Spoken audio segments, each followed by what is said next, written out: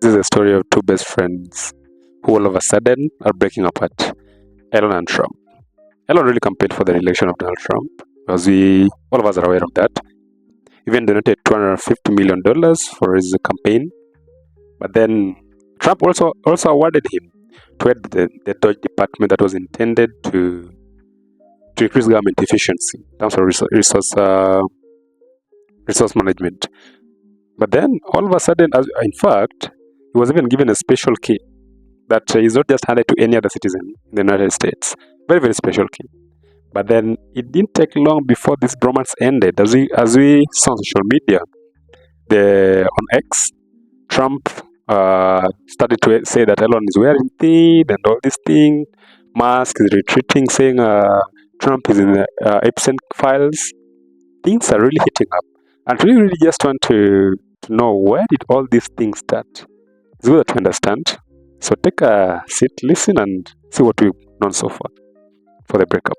So as we are all aware, Elon Musk was a very big supporter of Trump re-election, which they succeeded, and Trump got the seat.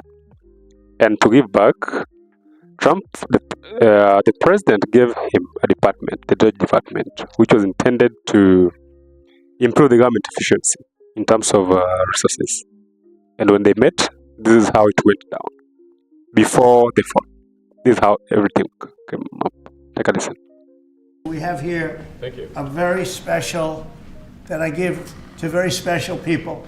I have given it to some, but it goes to very special people, and I thought I'd give it to Elon as a presentation from our country. Thank you. Thank you, Elon. Thank you. Take care of yourself. Thank you. But the Doge team will only grow stronger over time. The Doge influence will only grow stronger. I'd liken it to sort of Buddhism. It's like a way of life.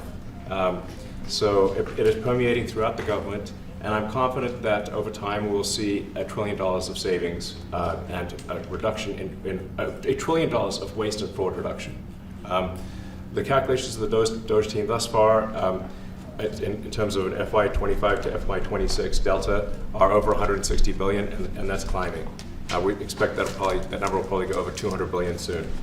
So I think the Doge team is doing an incredible job. They're going to continue doing an incredible job, and I'll continue to be visiting here and be a friend and advisor to the president. And I look forward to times being back in this amazing room. By the way, isn't this incredible? Look at this incredible. It's stunning. That's been there a long time. That was plaster. Nobody ever really saw it. They didn't know the eagle was up there, and we highlighted. It's essentially it's a landmark, a great landmark, and that's 24 karat gold. So I look forward to continuing to be a friend and advisor to the president, continuing to support the Doge team, and we are relentlessly pursuing $8 trillion in waste and fraud reductions, which will benefit the American taxpayer. So that's it, really. So one of the biggest things that we really need to ask ourselves, that this thing that seemed smoothly, all of us then crashed because of one thing. Now, let me tell you something. Donald Trump came up with this project, a big, beautiful project, which Elon Musk rejected or was against. In fact, he wrote in his Twitter account, that is X. He said, "I am sorry, but I can't just stand it anymore. This massive outrageous pork-filled congregational spending bill is a disgusting abomination. Shame on those who voted for it. You know, you did wrong, you know it." This is what he said. And even to sum it further, he openly criticized it and said that he was against it in this interview here. Listen. So, I was disappointed to see the massive spending bill, frankly, which increases the budget deficit, not just decrease it, and undermines the work that the Doge team is doing. I actually thought that when this big, beautiful bill came along. Everything he's done on Doge gets wiped out in the first year. I think a bill can be big or it can be beautiful, but I don't know if it can be both. my personal opinion. Now to comment on their relationship and how Musk criticized this big beautiful bill, this is what Trump said. Take a listen to what he had to say about it.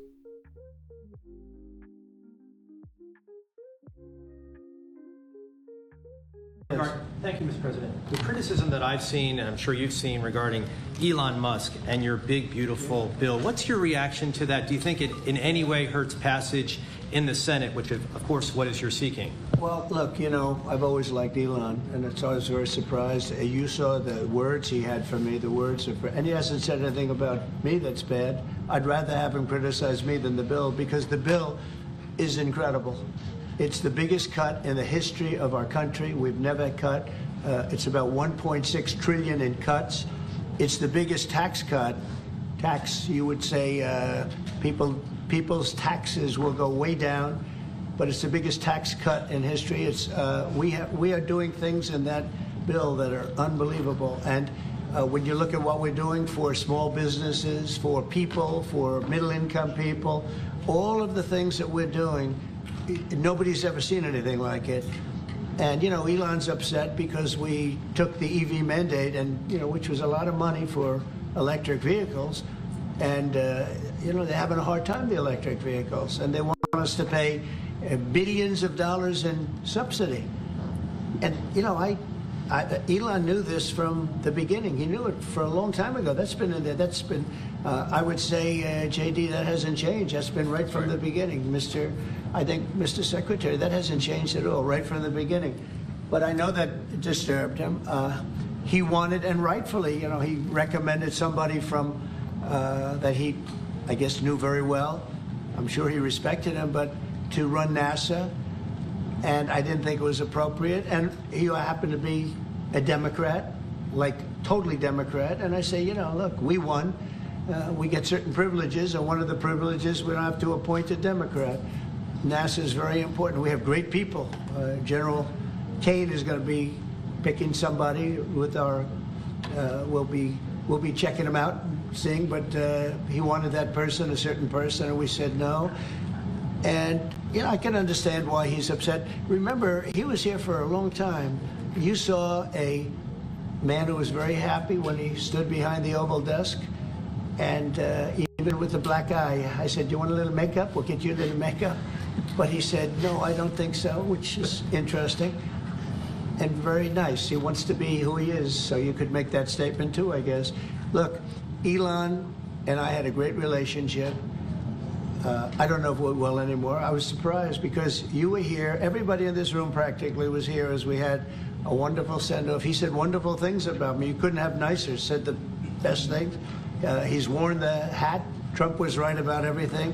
And I am right about the great, big, beautiful bill. We call it a great, big, beautiful bill because that's what it is. And again, biggest tax cuts in history, biggest economic development moves anywhere. We've never done anything like it. Business is spurred. And I don't know if you've seen the numbers, but the numbers came out. Even the CBO, which is run by Democrats, said that we're going to be doing, you know, I'd like you to discuss it, the 2.8 trillion, that CBO. This is a group of people that are Democrats. They're very hostile to us. They just came out with phenomenal numbers, what it does. You want to mention that, Scott? Yes, sir. So what we've seen is we keep hearing from the CBO that there's going to be a large deficit from the bill, which we disagree with, but using the CBO scoring, they came out and scored the tariff revenue. We think it'll be the minimum of $2.8 trillion over the 10-year window, which actually puts the bill in surplus if you include the tariff revenue, which they won't do. It gives you a tremendous surplus, but we're not allowed to use that. For some reason, they say scoring. Nobody knows what scoring means. Maybe a couple of people, but nobody. Somebody sits in the background. They say, well, we're not going to allow that. They're not allowing other things that we have that are tremendously profitable for our country. But if you saw the other day, CNBC, they came out with numbers, and the people on the show, very good people, I've watched them for a long time, they couldn't believe the numbers, how good they are. The numbers were incredible, and that was personal income and also very low inflation. We have very low inflation. We're down to 2% now, and maybe even lower than that. And when I took it over, it was a mess. Remember, We had the worst inflation probably in the history of our country. They say 48 years, but let's say I think it's worse than that. So we had the worst inflation in the history of our country under the Biden administration. Now we're down to a beautiful number, 2%. You'd actually like to keep it there. Better than zero is 2%. It's going down maybe to 1, and 1% is like perfect. That's perfect. You don't want to have zero for certain reasons that nobody is very interested to listen to. But we have almost perfect inflation. Grocery prices are down. Everything. Remember eggs? Eggs. We weren't going to buy another egg for the next 20 years. They were so expensive, right? Remember? You guys all hit me about eggs. Eggs have come down 400%. Everybody has eggs now. They're having eggs for breakfast again. But if you look at gasoline, very important. I think always the most important because it's the energy is the biggest factor. That's what happened. He screwed up our energy policy, and everything went up because energy went up. But now energy is way down, and they have states where you're at $1.98 a gallon for gasoline. So the costs have come way down, and one of the things I ran on was that. I ran on the border. We have the best border in the history of our country, 99.99%. It was last week, 3 people came in, 2 of them for medical reasons. We let them in because one of them had a heart attack. I think it was a nice thing to do, and one of them had something else. So we've never had, I had very good numbers for 4 years, but we really topped it. And I want to thank Christie and Tom Homan. They've done a fantastic job.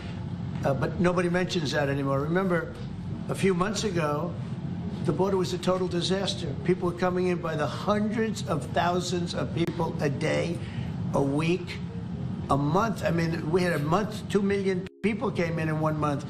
The border was being overrun, and a lot of bad people, criminals, murderers, drug dealers. We had some of the worst people in the world coming in from all over the world. It's totally closed. And you know what? People are coming into our country, but they're coming in legally. So we've done a great job. Elon knew that. Elon endorsed me very strongly. He actually went up in campaign for me. I think I would have won. Susie would say I would have won Pennsylvania easily anyway, even if the governor ran, the real governor, not the governor from Minnesota, he's a sick puppy, that guy. That poor guy, I feel sorry for him. But they made a bad choice with him. But if you pick Shapiro or anybody else, I spoke to him recently about his house being set on fire, which was terrible. But if they picked him, I would have won Pennsylvania. I won it by a lot. But I'm very disappointed because Elon knew the inner workings of this bill better than almost anybody sitting here, better than you people. He knew everything about it. He had no problem with it. All of a sudden he had a problem. And he only developed the problem when he found out that we're going to have to cut the EV mandate because that's billions and billions of dollars. And it really is unfair. We want to have cars of all types. Electric, we want to have electric, but we want to have a gasoline, combustion. We want to have different. We want to have hybrids. We want to have all. We want to be able to sell everything. And when that was cut, and Congress wanted to cut it, he became a little bit different. And I can understand that. But he knew every aspect of this bill. He knew it better than almost anybody. And he never had a problem until right after he left. And if you saw the statements he made about me, which I'm sure you can get very easily, it's very fresh on tape, he said the most beautiful things about me. And he hasn't said bad about me personally, but I'm sure that'll be next. But I'm very disappointed in Elon. I've helped. Time to drop the really big bomb, Musk wrote. Donald Trump is in the Epstein files. That is the real reason they have not been made public. Have a nice day, DJT. And then, mark this post for the future. The truth will come out, Musk wrote. We do not know quite what Musk is alleging with his reference to Jeffrey Epstein. He and Trump were socially acquainted during the 1990s and 2000s. Epstein died in prison in 2019. He was awaiting trial for sexual abuse and the trafficking of minors.